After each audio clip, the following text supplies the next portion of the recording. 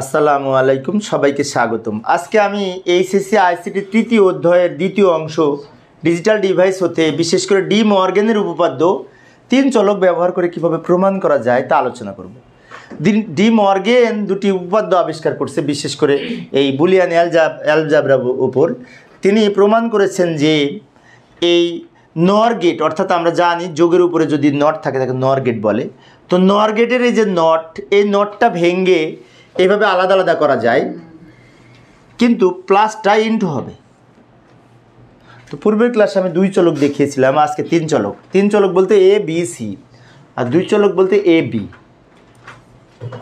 আবার তিনি আরও একটা উপপাদ্য পরবর্তীতে প্রমাণ করেছেন যে এই এ অ্যান্ড বি অ্যান্ড সি এর উপরে যদি নট থাকে তাহলে ন্যান গেট হয়, এবং এই ন্যান গেটকে ভেঙে আলাদা আলাদা করা যায়। সেক্ষেত্রে ইনটুটা প্লাস হবে, অ্যান্ড অর হবে। তো আমরা এই কিভাবে নর গেট থেকে নট গেট আলাদা আলাদা করা যায় এবং ন্যান গেট থেকে এই নট গেটে আলাদা আলাদা করে প্লাস করা যায়, সেই বিষয়টি প্রমাণ করব, বিশেষ করে সত্যক সারণীর মাধ্যমে। তো সত্যক সারণী মানেই তো ছক, তাই না? Truth table. তো আমি এখানে বিশাল ছক অঙ্কন করলাম। ছক দেখে অনেকে ভয় পাওয়ার কিছু নাই, অনেক সহজ। ছকের বাম থেকে ডান দিকে যে উপর থেকে নিচের দিকে যে এই যে পাশাপাশি কলামগুলি আছে, এগুলিকে কলাম বলে, এবং ভূমি সমান্তরাল এইগুলিকে সারি বলে। তো এইখানে 1 2 3 4 5 6 7 8 9টা সারি আছে।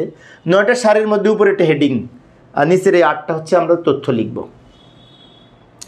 আর পাশাপাশি এইখানে মোট 12টা কলাম আছে। দুই চলক ব্যবহার করে আমরা যখন শুধুমাত্র এ আর বি থাকবে, সি থাকবে না, তখন দুই চলক হবে। তো দুই চলকে 10টা কলাম হয়, আর তিন চলকে আর 2টা কলাম বাড়ে, মোট 12টি কলাম হয়। বিষয়টি খেয়াল রাখবো। এবং তোমাদের মনে হতে পারে যে এই যে 12টা কলাম, এই 12টা কলাম কি দলিল, নিয়ম? 12টার কম বেশি হলে কি সমস্যা? না, সমস্যা নাই, তবে ম্যাক্সিমাম বইতে 12টা কলাম অঙ্কন করে করা। সেজন্য আমাদের মানে স্রোতের তালে চলাই উচিত। ম্যাক্সিমাম বইতে যেটি করা আছে সেইভাবে করাই উচিত। সেজন্য আমরা 12টা কলাম অঙ্কন করেছি। এবার লিখবো উপরে হেডিং। তো আমরা প্রথমে 3টা চলক এ বি সি লিখলাম, তারপর A not B not C not. এবার এইখানে আমাদের এ প্লাস বি লিখবো, আর পাশে এই দুইটা সূত্র লিখবো। এই সূত্র এইখানে আর এইটা এইখানে। বিষয়টি ভালো করে লক্ষ্য করি, এই দুইটা সূত্র এইখানে লিখেছি। আর এ প্লাস বি প্লাস সি এর উপরে নট আছে না, তো নটটা বাদ দিয়ে বাকিটা এখানে লিখেছি। কারণ আমরা আগে এ প্লাস বি প্লাস সি নির্ণয় করবো, তারপরে নটটা পাবো। সেজন্য এই কাজটা করার জন্য আমাদের এটা দরকার, সেজন্য আমরা এটা এখানে অঙ্কন করেছি। আর এটা তো পাশেই ছিল, সেজন্য এই দুইটা কলাম আমি পাশাপাশি রেখেছি যাতে দুইটা প্রমাণ করতে সুবিধা হয়। এবার এই দুইটা তো শেষে লিখব, কিন্তু আমরা এ বি সি গুণ না করে তো A plus B plus A B C not পাবো না। সেজন্য আগে এ বি সি গুণ ফলটা এখানে লিখতে হবে, তারপরে এর উপরে এই নটটা লিখব। সবার শেষে যা আছে তাই লিখব। আবারও লক্ষ্য করি, অনেক স্যার এই সূত্রটা তোমাদের মুখস্থ করতে বলে, কিন্তু আমি বোঝানোর চেষ্টা করেছি।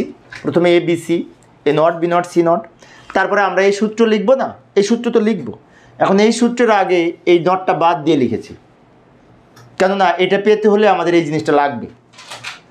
এখন তোমাদের মনে হতে পারে এইটা পেতে হলে যেটা লাগবে সেটা কেন এখানে আঁকবো না? না, ওটা আঁকার দরকার নেই, কেননা এটা এ আলাদা নট, বি আলাদা নট, সি আলাদা নট, এই যে এখানে আলাদা আলাদা নট আছে। সেজন্য এইটার জন্য আর অতিরিক্ত সূত্রের দরকার হবে না। এইটার জন্য আমাদের একটা দরকার হবে, যেহেতু এ প্লাস বি প্লাস সি এর উপরে নট, তাই নটটা বাদ দিয়ে এখানে একটা আলাদা আঁকবো। অনুরূপভাবে এখানেও এ ইন্টু বি ইন্টু সি এর উপরে নট, তাই নটটা বাদ দিয়ে এখানে এ বি সি অঙ্কন করবো। এটাকে উল্টায় দিলে এটা পাবো। আবার শেষে যে not B not C not আলাদা আসছে, এখান থেকে আমরা নিতে পারবো।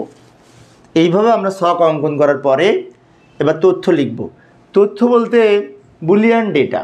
তো বুলিয়ান ডেটা 0 এবং 1, 0 এবং 1 ছাড়া অন্য কোনো সংখ্যা প্রতীক বুলিয়ান অ্যালজেব্রায় ব্যবহার করা হয় না। এখন প্রশ্ন হচ্ছে কোথা থেকে কিভাবে শুরু করব, তাই না? আমাদের অ্যাকচুয়াল ইনপুট কিন্তু এই 3টা কলাম এবিসি। তাহলে আমাদের এইখানে 8টা সারি আছে। এখন 8টা সারি কেন হলো, এটা একটা প্রশ্ন। সেটি হচ্ছে আমাদের নিয়মটা হচ্ছে, সারি অঙ্কন করার নিয়ম হচ্ছে 2 টু দি পাওয়ার ইনপুট। সত্যক সারণীর এই সারি অঙ্কন করার নিয়ম হচ্ছে 2 টু দি পাওয়ার চলক। তো যেহেতু 3 চলক, 2 টু দি পাওয়ার 3 সমান 8, সেই জন্য যে 1 2 3 4 5 6 7 8টা রো অঙ্কন করেছি। এখন তোমাদের মনে হতে পারে 8টার যদি কম বেশি হয়, না, 8টার কম বেশি করা যাবে না। শতক সারণী অঙ্কন করার সময় উপর থেকে নিচের দিকে সারি হয় 4টা হবে, যদি 2 চলক হয় 4টা হবে, 3 চলক হলে 8টা হবে, 4 চলক হলে 16টি হবে। 4 চলকের অঙ্ক পরীক্ষায় নাই, তাই আমাদের 8টা আর 16টা, 8টা আর 4টা বেশি। এবার লক্ষ্য করি মান বসাবো। প্রথমে শূন্যর মান বসাবো, এখানে 0 থেকে 7-এর মান বসাবো। প্রথমে 0-এর বাইনারি 0, 1-এর বাইনারি 1, 2-এর বাইনারি 10, 3-এর বাইনারি 11, 4-এর বাইনারি 100, 5-এর বাইনারি 101, 6-এর বাইনারি 110, 7-এর বাইনারি 111। 0 থেকে 7 পর্যন্ত বাইনারি মান লিখেছি, কারণ 0 থেকে 7 পর্যন্ত 8টি প্রতীক। এবার বাম দিকের এগুলো না 0 দ্বারা ভরাট করে দিব। এই যে মানটি পেলাম, এটা হচ্ছে ABC এর এই ইনপুট সমূহের মান। তো প্রিয় শিক্ষার্থী বন্ধুরা, 0 থেকে 7 পর্যন্ত বাইনারি মান আমি তোমাদের কিন্তু বুঝিয়ে বললাম, কিন্তু আমি একজন সরকারি কলেজের শিক্ষক, আমি যখন ক্লাসে পড়াই তখন অনেক শিক্ষার্থী বুঝতে চায় না। তারা বলে স্যার মুখস্থ লেখাই সহজ, মুখস্থ করেও লেখা যায় কিভাবে? এই যে এর নিচে তারা এইভাবে মুখস্থ করে থাকে। আসিফ কী হবে? 4টা 0 4টা 1, তারপরে 2টা 0 2টা 1, 2টা 0 2টা 1, একটা 0 একটা 1, একটা 0 একটা 1, একটা 0 একটা 1, অর্থাৎ 4 2 1 4 2 1, এই যে 421, যার মাধ্যমে আমরা 3 বিট কোড বের করি। প্রথমে 4টা 0 4টা 1, তারপর 2টা 0 2টা 1, একটা 0 একটা 1, এইভাবে তারা মুখস্থ করে থাকে। বিষয়টি আবারও বলি, 4টা 0 4টা 1, 2টা 0 2টা 1, 2টা 0 2টা 1, 0 1 0 1 0 1 0 1, এইভাবে আমরা লিখতে পারি। আবার 0 থেকে 7-এর বাইনারি মানও লিখতে পারি। এখন আমার সামনে যারা বসা আছো, বলো কোনটা সহজ? 4টা 0 4টা 1 এভাবে মুখস্থ করা সহজ, নাকি 0 থেকে 7-এর বাইনারি মনে রাখা বুঝে লেখা সহজ? মুখস্থ করা সহজ, বুঝে লেখা সহজ। আমার সামনে যারা আছে 2টা দলে ভাগ হয়ে গেছে, কেউ বলে বুঝে লেখা সহজ, কেউ আবার বলে মুখস্থ লেখা সহজ। যাই হোক, আমরা যেভাবেই লিখি না কেন, এই মানটা সঠিক স্থানে সঠিকটা থাকলেই হবে। ওকে, এইবার আমরা এই মানটা করব, উল্টায় লিখব। এই যে এর উপরে নট আছে না, এর লাইনটা উল্টাই ওদিকে লিখব। উল্টাই কীভাবে? 0 থাকলে 1 হবে, 0 থাকলে 1 হবে, 0 থাকলে 1 হবে, 0 থাকলে 1 হবে, 1 থাকলে 0, 1 থাকলে 0, 1 থাকলে 0, 1 থাকলে 0। একটু দ্রুত বলছি সময় সেভ করার জন্য। এবার এই বি এর নট আছে, বি এর উপরে, মানে কি বিটা উল্টায় যাবে।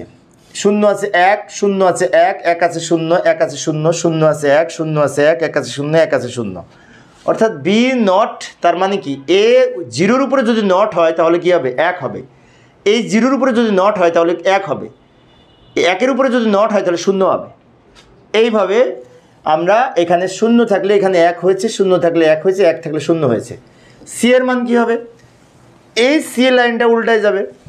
0-র পরিবর্তে 1, 1-এর পরিবর্তে 0, 0-র পরিবর্তে 1, 1-এর পরিবর্তে 0, 0-র পরিবর্তে 1, 1-এর পরিবর্তে 0, 0-র পরিবর্তে 1, 1-এর পরিবর্তে 0। তাহলে কি করলাম? এ নটটা এ এর বিপরীত করে লিখলাম, বি নটটা বি এর বিপরীত করে লিখলাম, সি নটটা সি এর বিপরীত করে লিখেছি। পুরো উল্টাই গেছে। নট এর কাজ হচ্ছে বিপরীত কাজ সম্পন্ন করা। আমরা জানি নট মানে পূরক, পূরক বিপরীত কাজ করে। 0-এর উপরে যদি নট থাকে তাহলে 1 হয়, আর 1-এর উপরে যদি নট থাকে 0 হয়, আমরা তো জানি, তাই না? এবার আমরা পরের কলামে কি বলেছি? a plus B plus C, মানে কি এখানে কোনো নোট টোট কিছু নাই, ফ্রেশ। তো fresh a plus B plus C মানে কি? এইগুলা। তো এইখানে যে আমি বললাম a plus B plus C, কিন্তু লজিক গেটের ভাষায় a plus B plus C বলা হয় না, এটাকে বলা হয় a or B or C. কিন্তু অনেকের কাছে আবার অর কথাটা বললে একটু কঠিন মনে হয়, সেজন্য আমি বললাম a plus B plus C. যাই হোক না কেন, এখন এই 3 লাইন যোগ করব, তাই না? 0 0 0 যোগ করে কি? 0 0 0 1 যোগ করে 1, 0 1 0 যোগ করে 1, 0 1 1 যোগ করে 1, 1 0 0 যোগ করে 1, 1 0 1 যোগ করে 1, 1 1 0 যোগ করে 1, 1 1 1 যোগ করে 1। যে যোগের সময় আরেকটা বিষয় স্মরণ করিয়ে দিই, 3টা 1 যোগ করে 1 হয়, 2টা 1 যোগ করে 1 হয়, ওই যে একটা 1 যোগ করেও কিন্তু 1 হয়। যোগের সময়ে 1 থাকলেই ফলাফল 1 হবে। যোগের সময় তখনই 0 হবে যখন সবগুলো ইনপুট 0 হবে। তো প্রিয় শিক্ষার্থী বন্ধুরা, এমসিকিউ পরীক্ষায় কিন্তু এই ধরনের প্রশ্ন আসে, বহুপদী সমাপ্তি সূচক প্রশ্নে। যেমন হয়তো বলা থাকে যোগের ক্ষেত্রে 0 এবং 0 যোগ করে 0 হয়, 0 এবং 1 যোগ করে 1 হয়, 1 এবং 1 যোগ করে 1 হয়। আবার নিচে বলা থাকে কোনটি সঠিক। সেজন্য এগুলো কিন্তু বুঝতে হবে ভালো করে, না কিন্তু এমসিকিউ পরীক্ষা আসলেও পারবে না। এইবার আসি এইখানে, এই a plus B plus C এর উপরে নট না, তার মানে কি এইটা উল্টায় এখানে হবে। এই a plus B plus C যা পেয়েছি সেটার উপরে নট, মানে এটার উল্টা এখানে হবে। 0-এর পরিবর্তে 1, 1-এর পরিবর্তে 0, 1-এর পরিবর্তে 0, 1-এর পরিবর্তে 0, সব অর্থাৎ 1-এর পরিবর্তে 0 হবে, 0-এর পরিবর্তে 1 হবে, কারণ এটার উপরে এখানে নট আছে।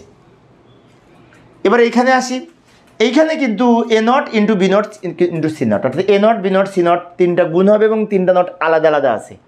আলাদা আলাদা মানে কি, এ নটের মান, বি নটের মান, সি নটের মান, এই 3টা গুণ হবে। তার মানে এই 3টা গুণ হবে। তো এই 3টা গুণ করলে 1 1 1 গুণ করলে কি হবে, 1 হবে। 1 1 0, এই যে 0 থাকলে গুণ করে আবার 0 হয়ে যাবে। কিন্তু গুণের সময় একটা 0 গুণ করলেও 0, সবগুলো 0 হলেও 0। শুধুমাত্র তখনই 1 হবে যখন সবগুলো ইনপুট 1 হবে। তো এইখানে তাহলে 1 1 0 গুণ করে 0, 1 0 1 গুণ করে 0, 1 0 0 গুণ করে 0, 0 1 1 গুণ করে 0, 0 1 0 গুণ করে 0, 0 0 1 গুণ করে 0, 0 0 0 গুণ করে 0। তাহলে আমরা লক্ষ্য করলে দেখতে পাই যে প্রথম উপপাদ্যটা কিন্তু প্রমাণ হয়েছে, এটা মিলে গেছে। কিন্তু মিলছে না? হ্যাঁ। এবার আমরা এইখানে যাই, এখানে ফেস এবিসি, এখানে কোনো নট নাই। তো এবিসি মানে কি, এই 3টা নিয়ে করব। এই 3টা কী হবে, এখন গুণ হবে, কিন্তু এই যে ইন্টু আছে, অ্যান্ড আছে, এটাকে কিন্তু আমরা পড়বো এ ইন্টু বি ইন্টু সি, এইভাবে পড়া উচিত না। আসলে আমাদের বলা উচিত এ অ্যান্ড বি অ্যান্ড সি, কারণ এটা অ্যান্ড গেটের প্রতীক। ইন্টু মানে অ্যান্ড বোঝায়, যোগ মানে অর বোঝায় লজিক গেটের ক্ষেত্রে। যাই বলি না কেন, এখন 3টা আমরা গুণ করব। এই 3 লাইন 0 0 0 গুণ করে 0, 0 0 1 গুণ করে 0, 0 1 0 গুণ করে 0, 0 1 1 গুণ করে 0, 1 0 0 গুণ করে 0, 0 1 0 গুণ করে 0, 1 1 0 গুণ করে 0, 1 1 1 গুণ করে 1। এবারে পরের কলামটায় এইটার উপরে নট মানে কি, এইটা উল্টায় দিতে হবে। তাহলে 0 থাকলে 1, 0 থাকলে 1, 0 থাকলে 1, 0 থাকলে 1, 0 থাকলে 1, 0 থাকলে 1, 0 থাকলে 1 থাকলে 0। শেষেরটায় আবার A not B not C not, মানে 3টা আলাদা আলাদা নট যোগ হয়েছে। তার মানে কি এই 3টা যোগ হয়েছে, এই 3টা 1 1 1 যোগ করে 1 হবে, 1 1 0 যোগ করে 1 হবে, 1 0 1 যোগ করে 1 হবে, 1 0 0 যোগ করে 1 হবে, 0 1 1 যোগ করে 1 হবে, 0 1 0 যোগ করে 1 হবে, 0 0 1 1, আর এই 3টা 0 যোগ করে 0 হবে। অর্থাৎ আমাদের সবার শেষে আমরা লক্ষ্য করে দেখতে পাই এই 2টা সূত্র এইখানে প্রমাণিত হয়েছে, আর এই 2টা সূত্র এইখানে প্রমাণিত হয়েছে। আমাদের এই প্রথম উপপাদ্যটা এখানে প্রমাণিত হয়েছে এবং দ্বিতীয় উপপাদ্যটা এই 2 কলামে প্রমাণিত হয়েছে। শেষে আমরা এইভাবে তীর চিহ্ন দিয়ে দেখিয়ে দিব। এইভাবে 3 চলক ব্যবহার করে ডি মর্গ্যানের উপপাদ্যের প্রমাণ করতে পারি। তো প্রিয় শিক্ষার্থী বন্ধুরা, আমাদের পরীক্ষায় যদি আসে এই ধরনের প্রশ্ন, তাহলে আমাদের উপরে, যেমন উপরে শুধু আমি সূত্র লিখেছি, কিন্তু উপরে একটু কথা লেখা উচিত এইভাবে যে 3 চলক ব্যবহার করে ডি মর্গ্যানের উপপাদ্যের সার্থক সারণীর মাধ্যমে প্রমাণ নিম্নরূপ, তাই বলে উপরে হেডিংয়ে লিখে রাখবো। আমি এখানে লেখার জায়গা নাই, সেজন্য আমি লিখতে পারি না। তোমরা পরীক্ষার হলে যদি আসে অবশ্যই লিখবে। তো আজকে এই পর্যন্ত। পরিশেষে সবাই ভালো থাকবে এবং সুস্থ থাকবে এই কামনায়। খোদা হাফেজ।